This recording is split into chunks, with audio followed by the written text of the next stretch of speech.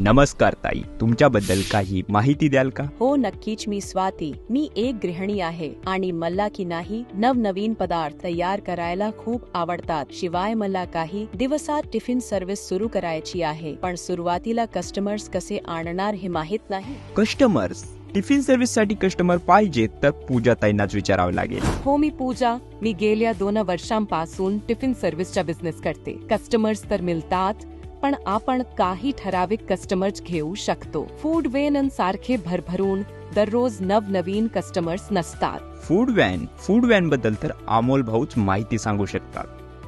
Food व्हॅनचा व्यवसाय चांगला आहे. कस्टमर खूप यायचे, पण आता बरेच कस्टमर ऑनलाईन फूड ऑर्डर करतात. आणि आपण कसे ऑनलाईन विकू शकतो? त्यासाठी ऍप किंवा वेबसाईट तयार करावी लागेल आणि खर्च पण खूप येईल ना.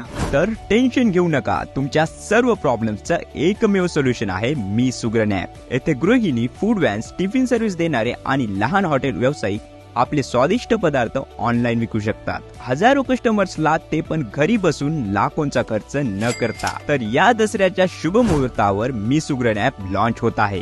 तर तुम्ही तयार आहात ना घरगुती जिन्नसची लज्जत द्यायला?